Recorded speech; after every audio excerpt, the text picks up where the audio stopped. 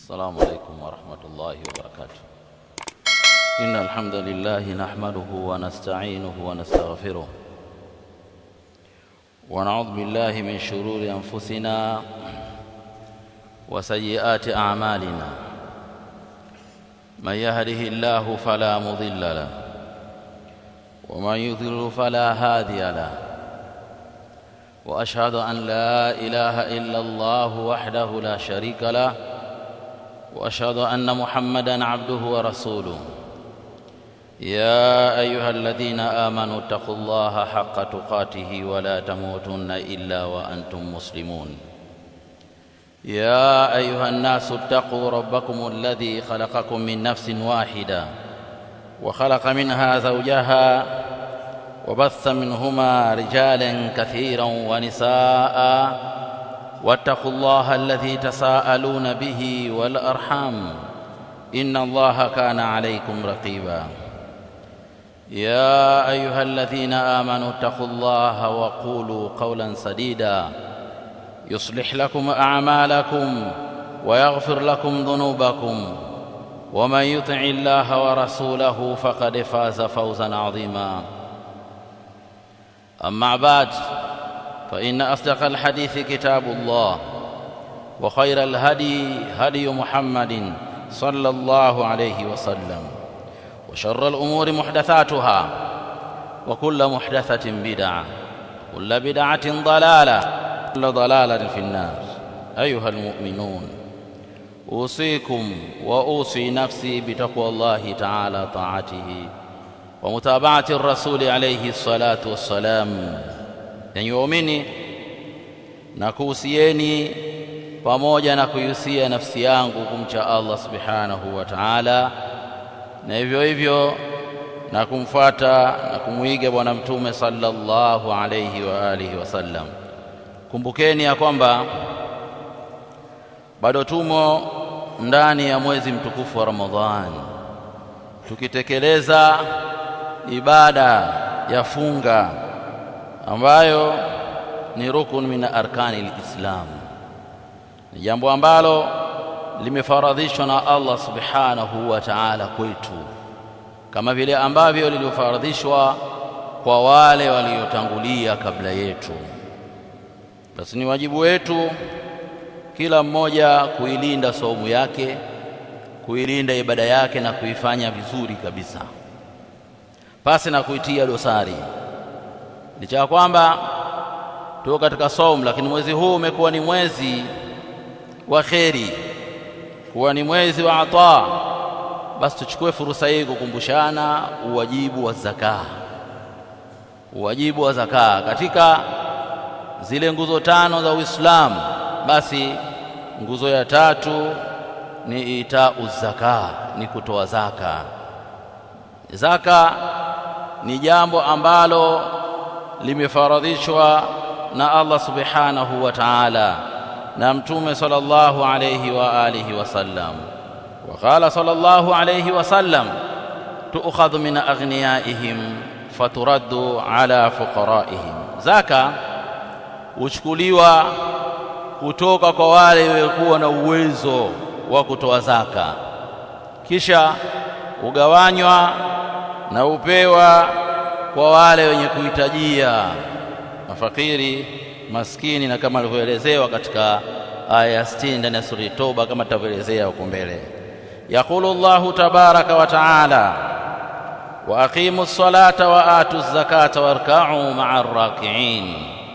Allah subhanahu wa ta'ala anasema ndani ya sura al-Baqara aya 43 ya kwamba wa aqimus salata, simamisheni swala, wa atu zakata, natoeni zaka, warka'u ma'ar raki'in. Kwa hivyo mrukuu pamoja na wenye kurukuu, hayo mfanye ibada pamoja na wale wote wanaofanya ibada ya kumwabudia Allah subhanahu wa ta'ala. Aya hii tunaamrishwa kudumisha sala, na hivyo hivyo tunaamrishwa kutoa zaka, wa atu zaka, toeni zaka.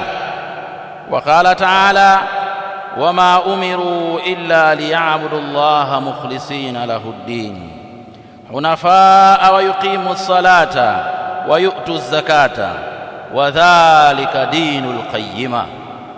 Allah subhanahu wa ta'ala atuambia katika surati al-Bayyina, wama umiru illa liya'budu Allah, kwamba watu hawajaamrishwa isipokuwa wamwabudia Allah mukhlisina lahu ddin, hali ya kumtakasia yeye dini, kumwabudia Allah na pasi na kumwabudia yoyote au chochote kile, hunafaa, katika hali ya unyenyekevu, wa yuqimu sala, na wameamrishwa wasimamishe swala, wa yutu zaka, na watoe zaka, wa dhalika dinul qayyima, na hiyo ndiyo dini ya sawasawa, ndiyo dini madhubuti, kwamba ya kumwabudia Allah subhanahu wa ta'ala na kumtakasia yeye ibada na kuwa mnyenyekevu na kudumisha swala na kutoa zaka, wa dhalika dinul qayyima, basi hiyo ni dini iliyokuwa madhubuti kabisa.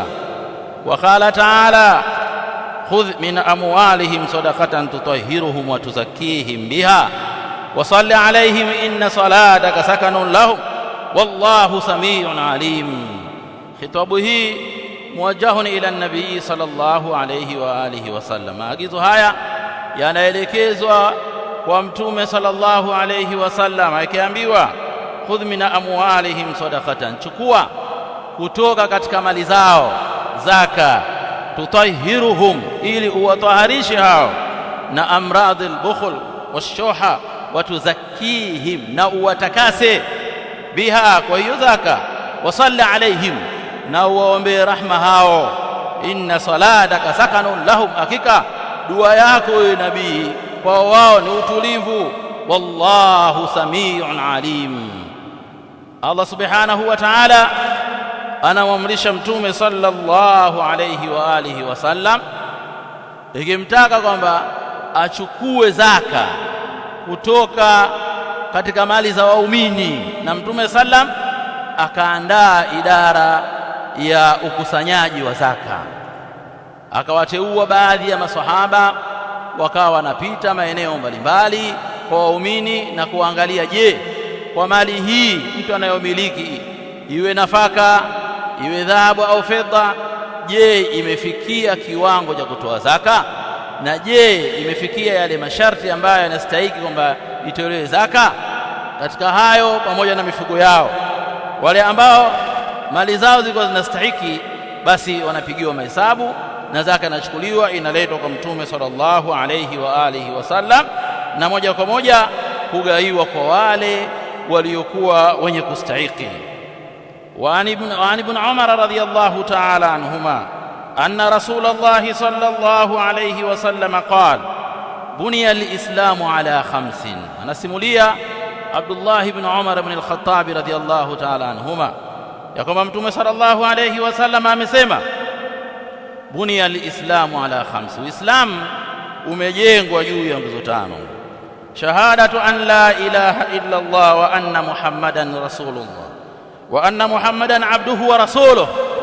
Ya kwanza ni kushuhudia ya kwamba hakuna mola apasaye kuabudiwa kwa haki isipokuwa Allah subhanahu wa ta'ala pekee yake, na hakika Muhammad abduhu ni mja wa Allah, wa rasuluhu, na vile vile ni mtume wa Allah, ametumwa, amepewa ujumbe.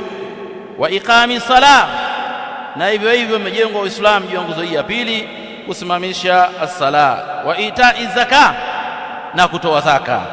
Wa saumu Ramadhan, na hivyo hivyo kufunga mwezi wa Ramadhani.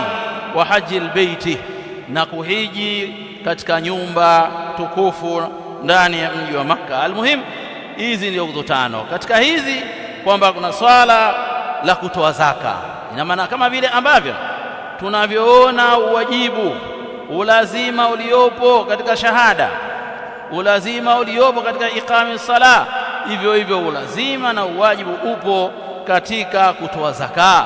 Kwa watu wanatakiwa mali zao ziangaliwe, je, mali hizi zimetimiza yale masharti ya kwamba daurani alhaul, kupitiwa na mwaka, na vile vile bulughu nisab, kufikia kiwango. Je, kiwango kimefika katika ule mwaka na kiwango kimefika? Basi kama kiwango kimefika, inapasa kwamba mali hiyo itolewe zaka, kwani az-zaka ina faida nyingi mno, lakini kubwa katika yote mkumbuke kwamba ni nguzo miongoni mwa nguzo tano za Uislamu. Hivyo hivyo ni katika mambo ya wajibu yaliyofaradhishwa kwa wale ambao mali zao au mazao yao au mifugo yao imefikia kiwango na inastahiki kutolewa zaka, na hiyo ni haki ya Allah subhanahu wa ta'ala. Ni deni hilo haliwezi hata siku moja kusamehewa, inatakiwa kwamba litoke deni hilo. Wa ibn Abbas radhiyallahu ta'ala anhuma anna an-nabiy sallallahu alayhi wa sallam ba'atha Mu'adhan ila al-Yaman. Asimulia Abdullah ibn Abbas ibn Abdul Muttalib radhiyallahu ta'ala anhuma, hakika ya mtume sallallahu alayhi wa sallam alimtuma Muadh ibn Jabal ila al-Yaman, kwenda katika miji ya Yemen. Alimpeleka aliyakuwa ni da'iyan wa mualliman wa qadhiyan, aende akawafundishe watu dini, aende akatatue matatizo yao, aende akawalinganie watu Uislamu. Akawaambia ud'uuhum ila shahadati an la ilaha illa Allah. Ukifika kwao hao, la mwanzo walinganie hao ila shahadati an la ilaha illa, kuja wakubali kushuhudia kwamba hakuna mola apasaye kuabudiwa kwa haki isipokuwa Allah, na wakubali kuishi katika mfumo huo, si kutamka tu, la bali kuishi hivyo na kupokea na kuyatekeleza maelekezo na maagizo yote kutoka kwa Allah subhanahu wa ta'ala. Anni rasulullah, na mimi yani Nabii Muhammad kwamba ni nabii, ni rasuli, ni mjumbe wa Allah. Fa inhum ata'u lidhalika, ikiwa hao baada ya kuwaeleza hayo wakayakubali, wakaingia katika Uislamu, fa'alimhum anna Allah ta'ala iftarada alayhim 5 salawatin fi kulli yawmin wa layla. Waambie kwamba nyinyi sasa tayari mshakuwa Waislamu, basi fahamuni kama Mola wenu Allah amewafaradhishia swala 5 mchana na usiku. Kila siku mtu anatakiwa asali swala 5.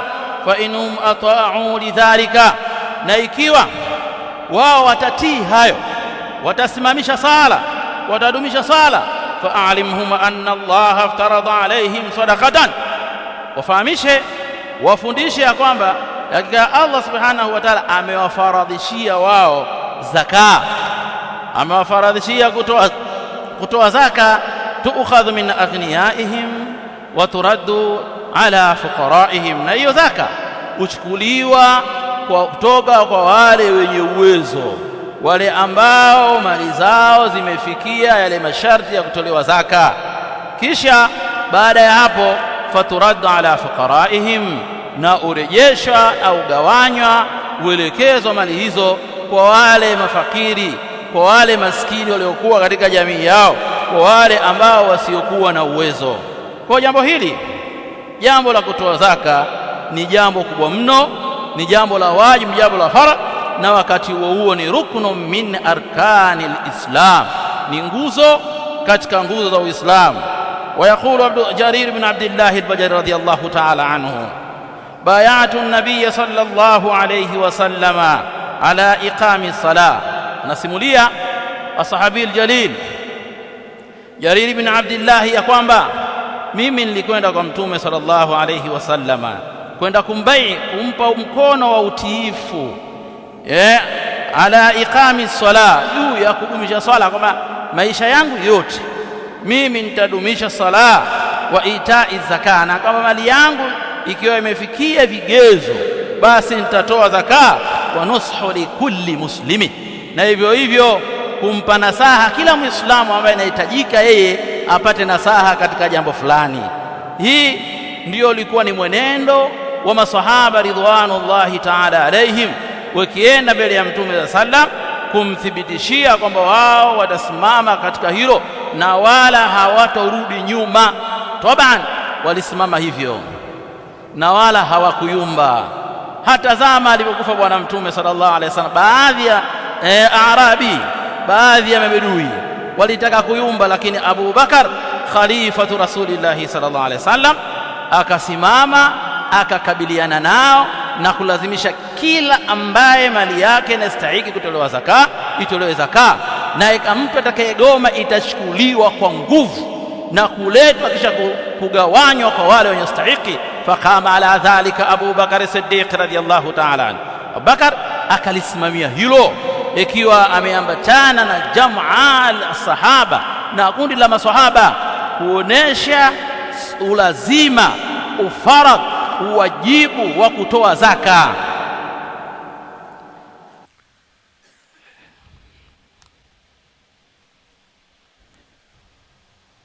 Alhamdulillahi rabbil alamin, wassalatu wassalamu ala rasulillahi wa ala alihi wa sahabatihi ajma'in, wa ba'd. Yaqulu Allahu tabaraka wa ta'ala: innama as-sadaqatu lilfuqara'i wal masakin wal 'amilina 'alayha wal mu'allafati qulubuhum wa fir riqab wal gharimina wa fi sabilillahi wa ibnis sabil faridatan min Allahi wallahu alimun hakim. Aya 60 ndani ya surati Tauba.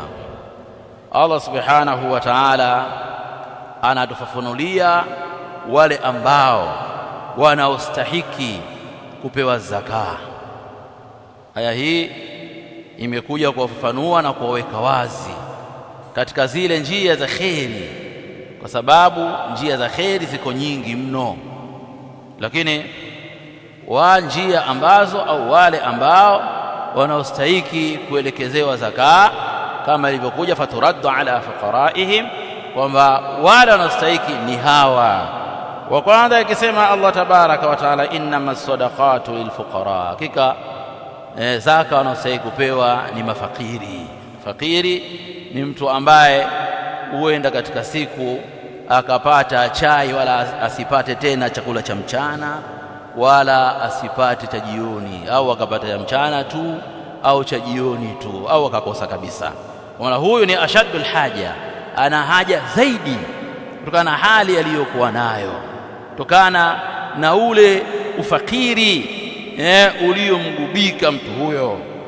Akaendelea akasema wal masakin, na hivyo hivyo wanaostahiki maskini. Maskini ni yule ambaye anapata cha kukidhi baadhi ya nyakati, lakini licha kwamba anapata lakini hakitoshi, kwamba kama alikuwa ale mtu huyu mfano kwamba yeye na watoto wake kilo 2 kwa siku, basi anaweza akala nusu kilo au kilo 1, akawa apati baadhi ya yale masurufati yake. Wala huyu ameteremka daraja kuliko huyu fakiri. Fakiri muhtaji zaidi. Na hawa wawili hawa ikitajwa, mmoja anapotajwa basi anawakilisha mwingine, lakini hapa ametajwa wote wawili kuweza kuwatofautisha. Wengine wanamuona jinsi alivyo, tabani amekula, atakula, anakile, lakini hali yake aliyokuwa nayo, huyu ni muhtaji, huyu anahitajia, huyo ni miskini. Huyo ni nani? Huyo ni maskini. Wala amilina alaiha, na wale watendaji wanaotenda katika idara za zaka, wanaosimamia katika kukusanya zaka, kupiga yale mahesabu na kadha, na kisha kuangalia nani ambaye anastahili kugaiwa, ikiwa kwamba ni katika daulati almuslima au ikiwa katika zile yale majitaasisi makubwa yanayopokea zaka. Basi wale alamilina, hata kama ana uwezo, lakini kwa sababu yeye ni mmoja wa watendaji, basi atawekewa na yeye fungu kwa ajili yake yeye kwa ile kazi anayoifanya. Wala amilina alaiha wal muallafati qulubuhum, na wale wenye kutiwa nyoyo zao, wenye kutiwa nguvu nyoyo zao. Watu hawa ima ni wale ambao walioslimu karibu, ima ni wale ambao wanaotarajiwa kuslimu, kwamba hawa wameslimu karibu, basi ugaiwe ile zaka kuwatia nguvu ile mioyo yao, ili Uislamu uthibiti katika nyoyo zao, wawe na yakini juu ya dini ya Allah. Au hawa kwa vile kiongozi alivyoangalia ile, kwamba hawa kwamba kutokana na hali yao ya kijamii yao, ikiwa tutatoa kuwapa hawa, basi uenda fihi khairun, kwake huyu mwenyewe na wale atba'uhu, na wale wanaomfuata. Hiyo inarejea katika rai ya kiongozi wa jamii husika. Hivyo hivyo wa fir riqab, na katika kukomboa watumwa na kukomboa mateka, kwamba hiyo zaka wanagaiwa watu hao, wanastahiki kugaiwa. walgharimina, na watu wenye madeni. Wenda mtu alikuwa ni mfanya biashara, anamiliki, ana aseti nyingi mno, ana pesa nyingi mno, lakini kama ilivyo biashara, wakati mwingine watu huanguka na kuporomoka, na ile jambo ni kila siku. Basi mtu huyu ni kwamba kwa muoni wa kawaida watu waona huyu ana uwezo, kumbe huyu hana, huyu ana madeni, mpaka kumuta nguo yake inatoka vumbi ya madeni, kile kijaribu kuficha haiwezekani ya madeni. Basi hao watu wenye madeni nao wanastahiki kupewa katika mgao wa zaka. Wa fi sabilillahi, na wale waliokuwepo katika njia ya Allah, almujahiduna walmurabituna walghazun. Wale mujahidun waliokuwa katika sabilillah, wale murabituna wanaolinda mipaka, wale wenye kupambana kwa ajili ya Allah katika njia ya Allah, hao ndio nao vile vile wanastahiki kupewa katika mafungu ya zaka, kwa sababu wao wameacha mambo yote, wanaangalia kwa ajili ya kupeleka mbele li'ilai kalimatillahi, kwa ajili ya kunyanyua neno la Allah subhanahu wa ta'ala. Kwa hiyo yale mamali ya zaka yatakwenda ima kwa ajili ya kununua al-asliha, yatakwenda kwa ajili ya kununua vyakula vyao, yatakwenda kwa ajili ya kununua vifaa vinavyohusu wao au mavazi yao, nao vile wanastahiki hao, na hilo litaangaliwa na kiongozi amirul mu'minin wabni sabil, na mtoto wa njia yule aliyekatikiwa. Mtu fulani alikuwa anasafiri kutoka mji mmoja kwenda mji mwingine. Alipofika njiani akapata dharura yoyote, ima ajali, ima akaibiwa au akapoteza kila kitu. Kule kwao walikotoka wenda na uwezo, lakini sasa hapa katika mji wetu amekuja hana kitu tena. Basi naye ni katika watu ambao wanastahiki kupata mgao wa zaka. Ibn Sabil, na yule ambaye mtoto wa njia, Ibn Sabil ni mtu ambaye amekatikiwa, alikuwa nasafiri pasi na kuanza kuhojiwa, bwana wewe safari yako unaenda unataka nini? Kwamba huyu tumethibitisha kwamba ni msafiri, anatoka alikotoka kuelekea Msumbiji, ametoka alikotoka kuelekea Komoro au mashaba dhalika, hana kitu, ameibiwa. Basi naye anastahili kupata mgao wa zaka. Fahamuni ya kwamba yenye waumini, faridhatan min Allah, hiyo ni faradhi, imefaradhishwa kutoka kwa Allah subhanahu wa ta'ala. Wallahu alimun hakim, Allah ni mjuzi, anajua, na vile vile ni hakimun, mwenye kuhukumu kwa ubora kabisa. Almuhim, haya ndiyo mafungu yanayostahiki, mafungu 8 wanaostahiki kupewa zaka. Katika ule uwajibu wa zaka wanaostahiki ni hawa. Kwa hiyo basi isije sasa mtu akawa anataka kutoa zaka, yeye anaipangia masharti. Kutoa zaka anaipangia masharti na kikichwani kwake yeye, kwa bwana, mimi nakupa zaka wewe uende ukafanye biashara, mimi nakupa zaka wewe, hii zaka nakupa wewe uende umra au uende hija, au nakupa hii zaka la, sio yako. Usiipangie masharti wewe, hiyo sio ya kwako. Inachopasa sio la wajibu, ni swala la ushauri, ni swala la maelekezi, ni swala la kunasihiana. Ama mtu kuchukua jukumu kama ile haki ya kwako. Je, wewe shilingi 2000 zako ulizokuwa nazo mfukoni, tukupangie masharti kwamba leo ufuturu kashata au leo ufuturu karanga kwa 2000 zako? Nani anakupangia? Hivyo hivyo hiyo mali ya zaka hiyo si ya kwako, usiipangie masharti.